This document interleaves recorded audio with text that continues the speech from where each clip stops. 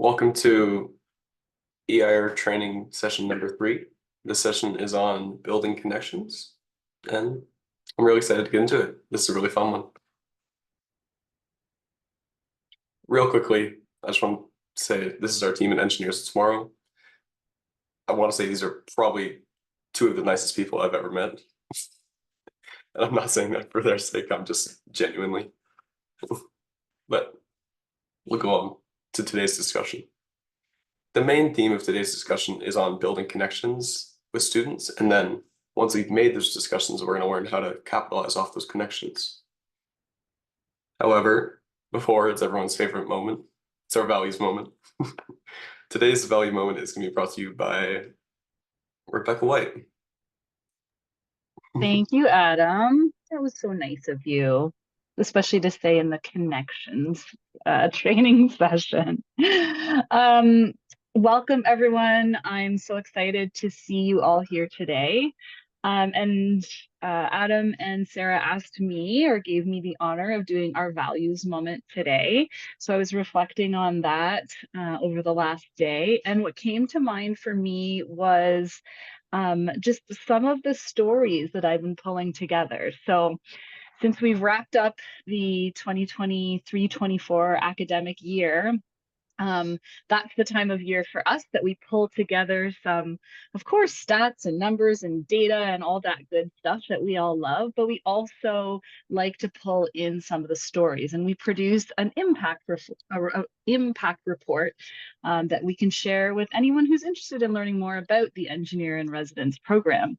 So I've been working on the impact report this week and pulling stories out of some of the Twitter posts that the teachers put up there and the LinkedIn posts that I see some of our EIRs putting out over the years, over the year. And what really struck me is that the stories I'm kind of building in this impact report, they're just, well, for one, they're just really heartwarming. But I just feel really good and authentic. I'm talking authentic, the authentic collaboration value, because I can authentically speak to this impact. Like I can talk about Don Ball in the classroom, the impact he has in the classroom, and some of these other people that are going into the classroom and doing these really, really simple but special things that have this amazing impact. So that for me makes things really authentic, that we can work together with the people like the engineers, the EIRs, the teachers, and the students to really build these deep connections. So thank you, Adam and Sarah, for inviting me to do our values moment today. Thank you so much for sharing. That was really nice to hear. I'll transition from that to a very simple question, but it may be more complicated than we think, which is a simple question of what species is the best communicating with one another. On the top left, we have regular ourselves, we have our humans, which is the obvious answer. But underneath them, this is the shrew. It's the highest brain to body weight ratio of any mammal, being at 10%. Top left is a dolphin, known as the second smartest. And then in the bottom right is a sperm whale, the biggest brain of any creature. But as I'm sure you all know, it's humans. We are really good at communicating with one another.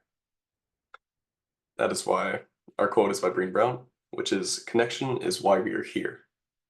We are hardwired to connect with others, and it's what gives us purpose and meaning in our lives. This is by Brené Brown, an American and social worker. Next, we'll go over some steps for how to successfully communicate with your teacher. First, we're going to go over curriculum conservation. So exploring methods on how to integrate the entire engineering process into your activities rather than focusing solely on science aspect, for example, or inquiring about the teacher's long-term science plans. This way you can coordinate and plan well in advance to when the lesson's actually taking place. And finally, identify some overlaps between engineering and education. Many of these concepts share similarities, but some of them are very different. So try and stick to similarities, and even some of them, they could be labeled differently, but they could actually be the same thing under all the labels. so you never know. However, sometimes it may not seem the exact same, which is why sometimes we have to adapt to the curriculum. The best solution I find for adapting to curriculum is critically analyzing the solution or the situation and adapting accordingly. Also, don't feel afraid to step outside your engineering comfort zone in the sense that if you're a software engineer, but the students are really into, say, civil, it's great to talk about civil. You're smart enough, you're engineers, you got this. Finally, connecting with the classroom. You as the engineer are actually like at an advantage when it comes to connecting with the students because you already have this teacher at your disposal to ask questions about for what the class plans are like or what the students are currently interested in learning. These are all huge advantages when trying to connect with the classroom. Third, we're going to go over appropriate assessment, which is iteration, success criteria about learning and self-assessment finally. Iteration is plan to repeat a activity 2 to 3 times at least. The engineering process in the students doesn't actually come from the final product. It comes from the learning. This is why doing it as many times as you need, that's all you really need to do. Finally, a well-defined end goal is great because it can facilitate a smoother execution. Apologies. Execution, that's the right word. Reflecting the core principles of engineering. But again, remember, we're only about learning. The final product is really not the big thing for the students, even though it may seem like it is. What you're trying to get them to do is think again. And self-assessing your work is good because, as I mentioned in the previous session, knowledge is like a dual-way road, or sorry, speaking is like a dual-way road in the sense that if you go talk about structural engineering and you're a software or mechanical, you could learn a lot about software that you never really knew in the first place. But what if your match is, say, virtual, for example? Well, I will recognize virtual matches are definitely harder than physical matches in terms of keeping the students engaged. However, I will say there are some major benefits to being virtual. First off, it's a lot easier for the teacher, students, and you, the engineer, just in the sense of time and no transportation. However, it can be harder to retain attention span. That's why there's tons of different ways to do this. For example, you can record videos ahead of time in order to have higher quality videos for the students in case the internet's lagging or something like that. Or you can always go old school, just do pen and paper. This always works because it's pen and paper, it's not gonna disconnect it. You can write to your teacher, for example, a question, for example, for all the students to answer, and they could all write back and the teacher will send it an email. And that's a very easy way of doing that. Engaging virtual visits, though, are still possible, even though they're hard. First, I'd recommend starting with a subject. So topic slash subject in a sense. A hook almost if you're talking about writing. Next under this, I would do your activity. So you can create your own in a sense, or if you're having trouble creating them, we have so many resources and lessons to help you along the way. Remember though, the teacher should be introducing the topic to the classroom, and then you should be coming in almost as a second visit for the students. And you can always follow up with the teacher, ask the teacher to reflect with the class, and then get the teacher's response back to you. It's a bit more convenient. Yeah. Building trust with your virtual partner. Here listed on screen is a whole bunch of examples for how to improve your relationship of trust with your virtual partner. As I'm sure you all know, trust is vital when it comes to communicating with your teacher. If not, then sometimes you can get to some feelings of isolation or not very good mental health. And this is usually because of communication issues. Most of the time, if you're communicating with the teacher, this slide is in place to help remind you you're not alone and that we have resources at play to help you. You're not alone in this. What if, for example, you're low on time and you have a meet coming up soon? There are so many things that you can do low on time.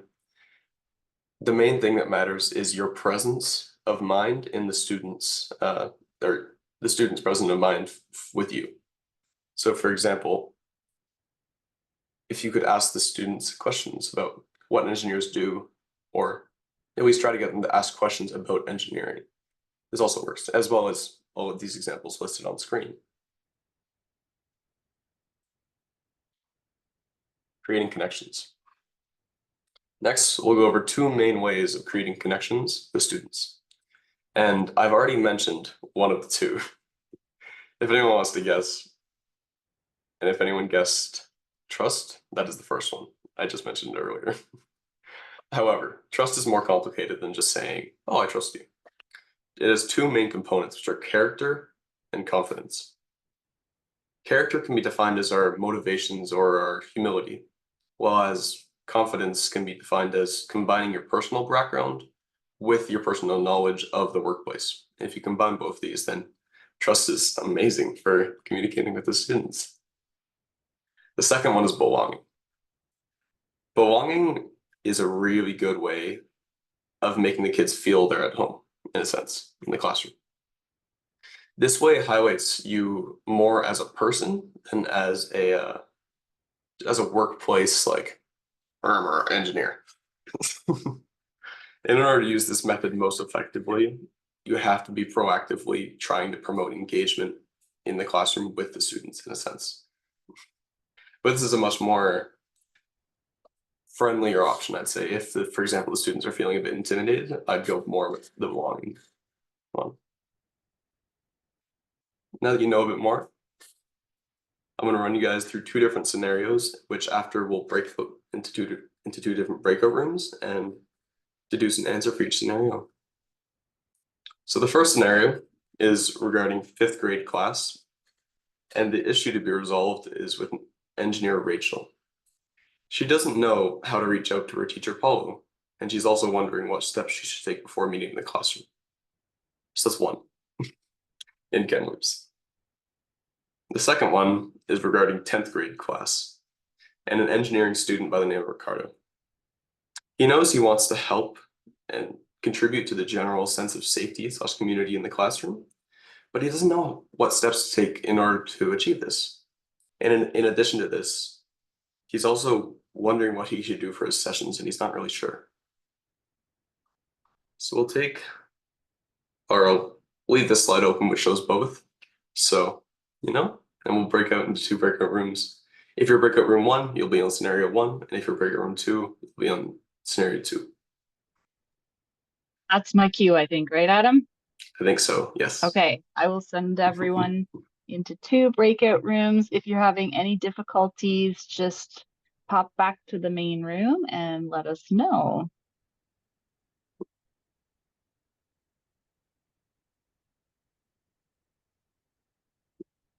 Okay, opening all the rooms now. And how long are we giving them, Adam? Just so that everyone Just knows. quick 5 minutes. Okay, we'll give you 5-ish minutes. I'll keep an eye and see if there's a lot of chatter going on. Maybe we can extend it by a couple minutes. Yeah.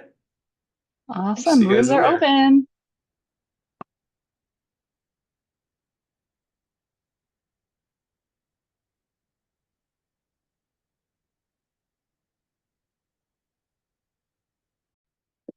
Now you're all back. How did that? Hope that went well in all the sessions. If anyone feels comfortable enough to share what they would do for their scenario, then I'd love to hear. If not, it's all good. Yeah, for the 10th grade, we discussed that the Ricardo, in this case, may face the situation that in the class there is a group of students who may go into the particular path in engineering or some kind of university, a group that would not be decisive yet if they would like to go this way or the other way, and they expected to have a number of students who are not really interested at all, and how to make the connections with all the groups and make sure that there could be a kind of sense of belonging, that the person who is there does not alienate the students who decided versus students who didn't decide it, and who potentially would help the Ricardo in this case to uh, control a bit of the environment in the room, the teacher in this case. So that was our kind of take on it, and that being a sincere presenter is one that would help to create the environment that is attracting different students, different groups. Oh, I love to hear that. Does anyone in the grade 5 class or the scenario 1 feel comfortable sharing?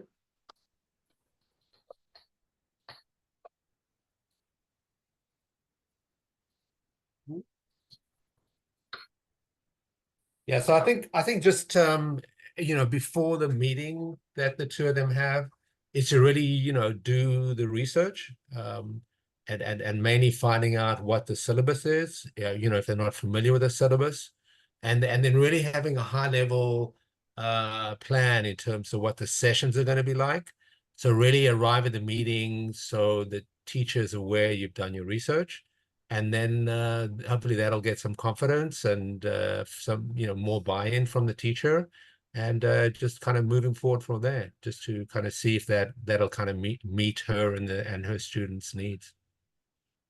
Oh, I love to hear that. I think that's definitely the solution for the scenario 1. And again, I will say, Dimitri, you're perfect on scenario 2.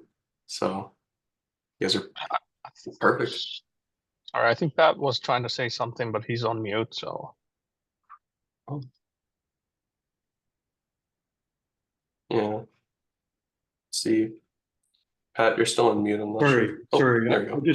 We did struggle a bit with what safety and belonging means. I guess by displaying a professional attitude and so on, but maybe just by simply having some simple group activity with the kids to show that you're just in it with them. We're all in it together, kind of thing. But we didn't really understand, I guess, what you were trying to get at there. When I was saying improving the general sense of safety / community, I was referring mostly to this slide here when I was talking about the sense of trust or belonging, the two. So when I was saying the general safety / community, I was referring more to belonging here as a sense of community, sense, yeah. Yeah. Okay. I just want to add to one thing, is like, when you go in class, you have to show people that you're being authentic yourself and you enjoy what you do, right? And then, like, if you're confident sharing your story and, knowing for a fact that not everyone is going to be agree, or maybe they haven't heard this before, whatever the situation is, if you go inside there confident with your story and share it and show them what you do and what you love, it's going to draw a lot of interest in what you do, and then you'll find a lot of people interested to at least ask questions, go find out more details about whatever it is that you had discussed with the students, and trigger their curiosity. That's the key here, because you'll find a lot of people who don't know what engineering is, and maybe they know what engineering is, but they don't know how cool engineering can be. So just be as cool as you can. That's my number one tip. Thank you. As cool as you can. I love it. And I definitely agree with you.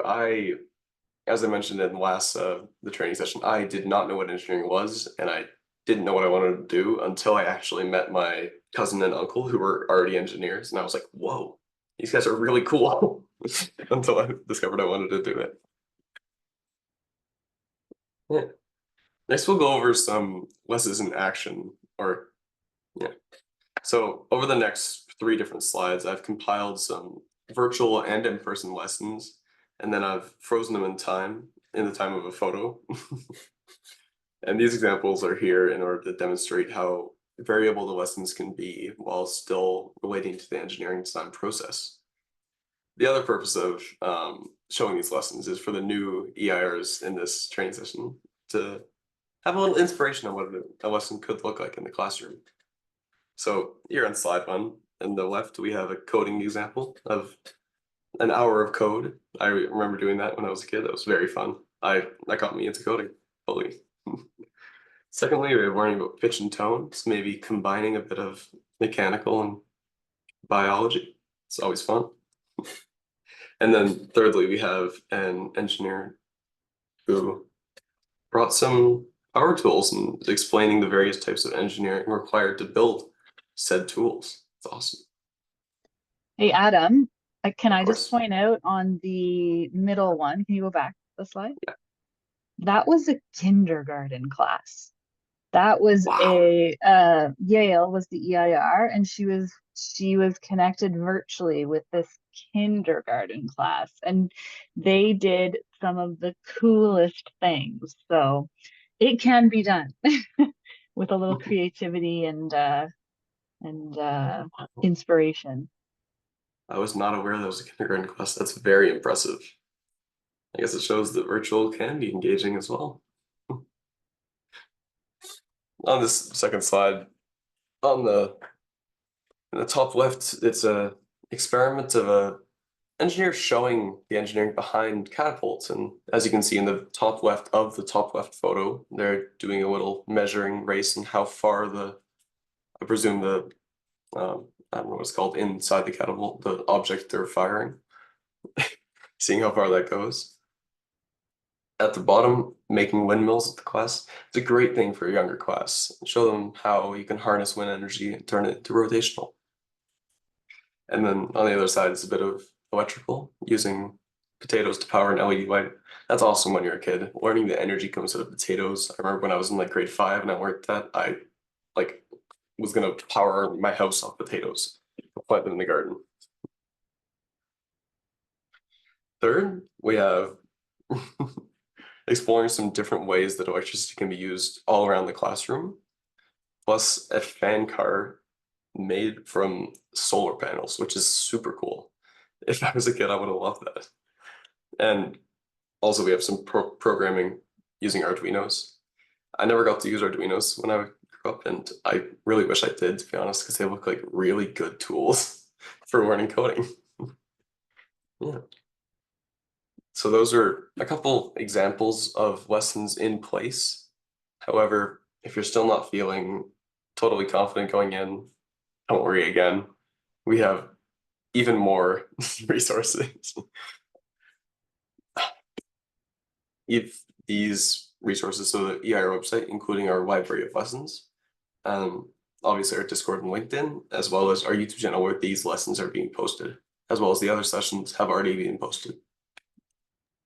If these still aren't enough, reach out to Sarah, Rebecca, or I, because we'd all be happy to answer your questions. And then I'll end it saying a big thank you to all our sponsors, because sponsors, donors, and strategic partners, because this wouldn't have been possible without you. And we love continuing with our dream engineers of tomorrow. Finally, does anyone have any questions? Adam, I just want to add something really quick to what you said about resources.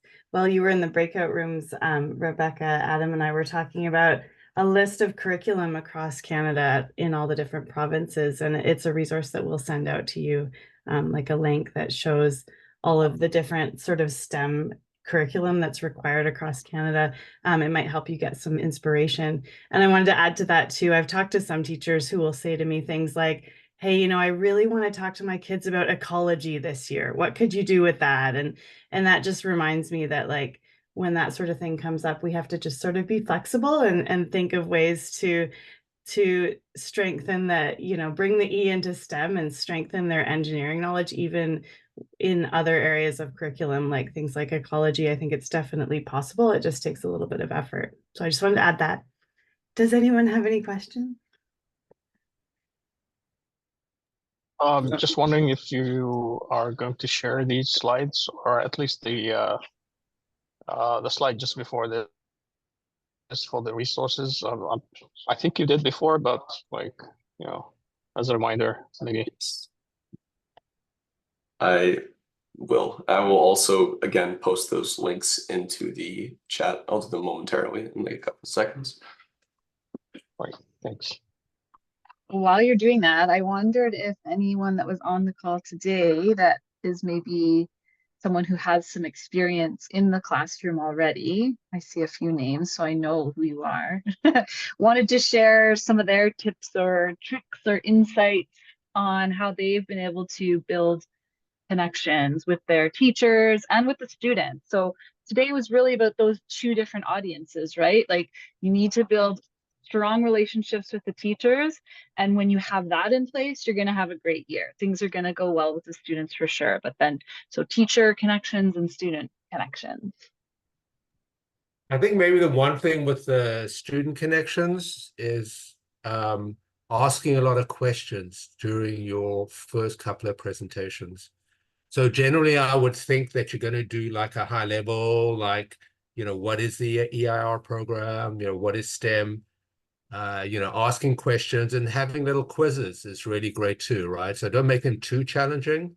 So really make it so they should be able to kind of, you know, respond to that, and getting them talking. Like, if you can get them talking in the first session, you've kind of built a bond, and then just trying to kind of, you know, kind of build on it as you kind of move forward. You know, remembering the names, which I'm really bad at. I saw that on the slide. I think maybe you want to actually get them to write their names on a name card and put it in front of them. So you're actually using their name when you talk to them. So, you know, That is so true, Stephen. I'm terrible with names, so I really relate to that. And I've had a few of our EIRs tell us that they actually turn the creating name cards or displays or whatever into like a little mini activity that they do with the kids. You can maybe make it some sort of challenge, I don't know, but then it helps you with names. Yeah, I definitely agree with that. I think connecting with the students is often harder than connecting with the teacher, obviously. And that's why I think connecting through the teacher to the students is vital when trying to talk to them and form genuine, awesome connections.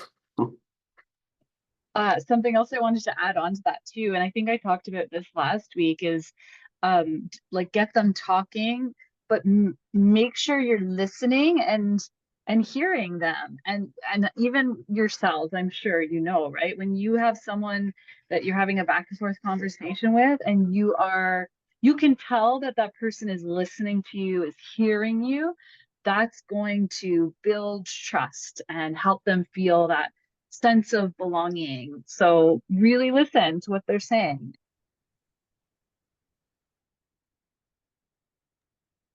I did actually ask for feedback in the one session. Like, I asked them for one thing they learned, and a student actually, she gave me some negative feedback, and it's like, this is great. I know I'm missing the mark, and she kind of gave me direction where I actually need to go, and it's like, wow, okay, thank you.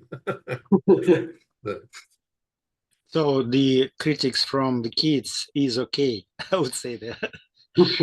Actually, from personal experience, I learn a lot from our kids. I mean, to self-correct later, I will listen at home, like family experience, to kids, and it helped us to readjust a little bit here and there. So it's cool to hear.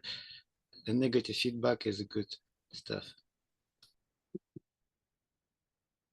I think any form of feedback is good feedback, because even if it's a mistake you made, mistakes are, in my opinion, the best way of learning, at least what I've found.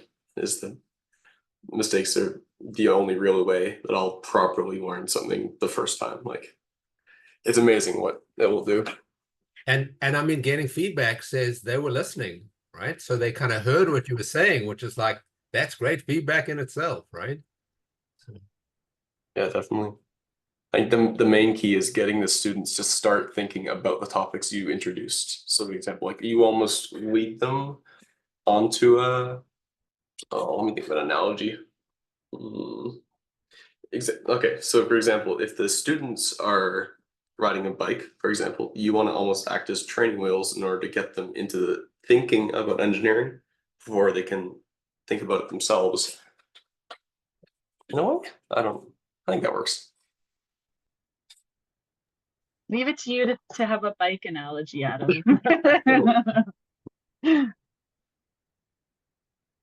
Anyone else want to share? Well, I guess in my class, there's I'm trying.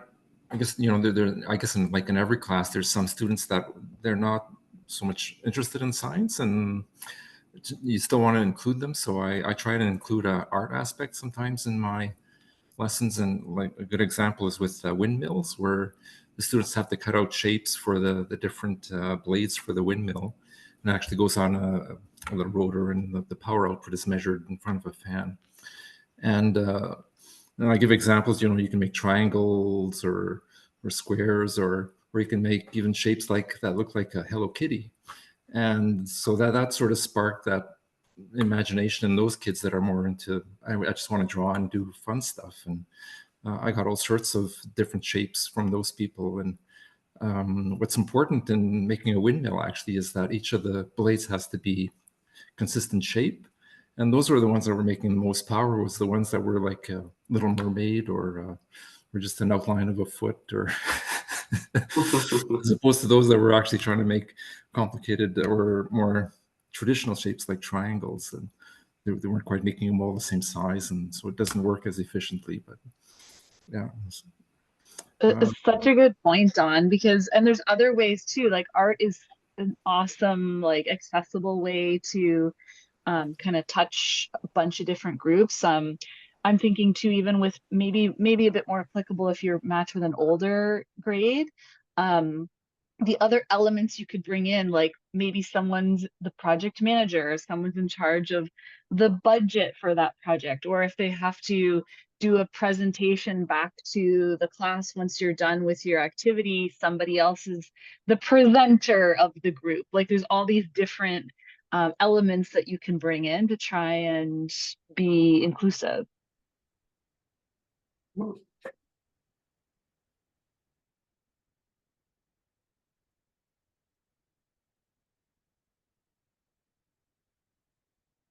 I'm just thinking back to one of the earliest examples of an engineering project I did. I think I was in grade 3 or grade 2. So I was quite young, and the example we did was a popsicle stick bridge over like 2 tables.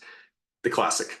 But I remember when we did this, for example, the memory was triggered by Rebecca, you talking about it, because we had delegated tasks, and I was surprised we did in grade 3, remembering it now, but it worked really well then. And I remember I was like, okay, so we all have to do our separate different jobs, but together we work as a team to make this one final, or to make this awesome bridge. And not to brag, but we did win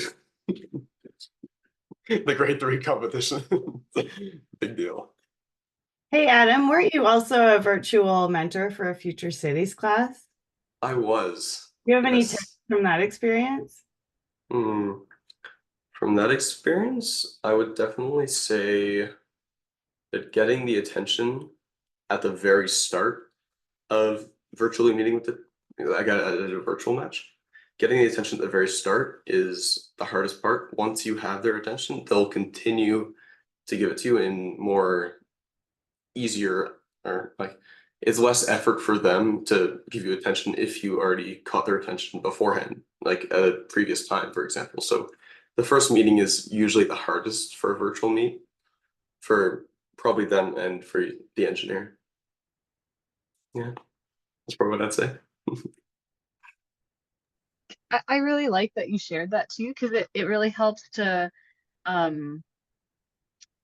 anyone who does have a virtual match, I guess, to really think about, oh, maybe I wasn't a failure, quote unquote, or if maybe it felt really hard or like a failure the first time, so that knowing, okay, that's just like maybe that clunky first interaction, but then, like you said, it gets easier and easier. Yeah. Mhm. It's easier every time, to where the student starts seeing your friendly relationship with the teacher, and then through that they subconsciously connect. Oh, the teacher, the boss man, he's friends with this guy. Why can't I be friends with this guy? And, I was lucky enough a few years ago to visit a class where I was visiting as Engineers of Tomorrow, and their EIR was coming to visit them that day. So I was sort of there observing. And I think maybe it's like a grade 3 or 4 class. And so I was there with the EIR and the teacher, and the students were coming in from recess. And when they saw their engineer, this was later in the year, so they already knew him. They saw their engineer, they were like, oh, our engineer's here, engineer. And like he was like this celebrity at the school. that's so awesome to hear. Yeah. So Oh, those connections, that's what it's all about, right? Like just them oh, building those connections and being like, hey, I know an engineer. That's one of the first questions I like to ask when I go into a classroom. Who here has ever met an engineer before? And like 1 or 2 kids will put up their hand, usually if it's their parents, if they have parents who are engineers. And then at the end of the session, you can be like, hey, now you can all put up your hand and say that you've met an engineer before, right? We have like maybe 10 more minutes, so we're happy to stay around and chat. I also just wanted to kind of put out there that we've been talking lots about connecting with the students, which is really, really important. But if there's any other tips or suggestions on that teacher EIR connection, I just wanted to bring that up to the surface again, because like I said, where we see some of the best or most successful or maybe easiest situations happen is when the EIR and the teacher have a really great relationship. So definitely I just spend some time thinking about how you can build that relationship through some of the ways that Adam suggested earlier in the presentation, right? And thinking about how you communicate with them. And I know this time of year we tend to see some emails from EIR saying my teacher hasn't got back to me, and that's because teachers usually sign off for the summer, so it's not uncommon if you're not hearing back from them yet. But then definitely let us know if you're still struggling into like later in September and they're still not getting back to you, so that we can step in and help out. I'm just distracted by the comments. A good trick about meeting an engineer. Yeah. Yeah, it's a great question. I find it works really well because engineering tends to be such a stealth profession that you can have a really good conversation about like, oh, like what in this room do you think an engineer has been involved in? Or what today have you interacted with that, an engineer has been involved with? Did you brush your teeth today? Well, an engineer probably helped to design the processes to get the toothpaste into the tube. You could have some really, really good conversations come up. So yeah, so develop great relationship with your teacher. Let us know if you're having any issues, and reach out if you need ideas. We have all kinds of resources. We have such a great community here that I know is happy to help out and share. Just a quick add to that. Sorry, you might have said this already. Teachers don't generally check their email in the summer. So if you haven't heard back, make a plan for yourself to email them in September, and you may have more success then.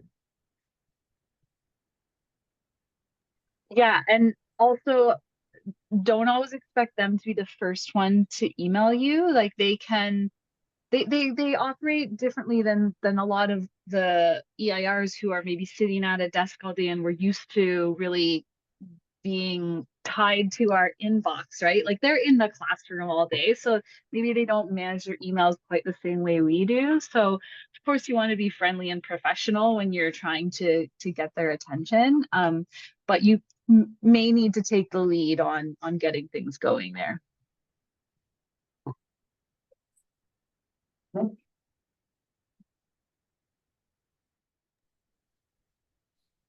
Well, good. It was a good meeting today. And I would like to thank you. I have to drop off. Yeah. Thank you for coming. Thanks for coming, Dimitri. It was great to hear your voice.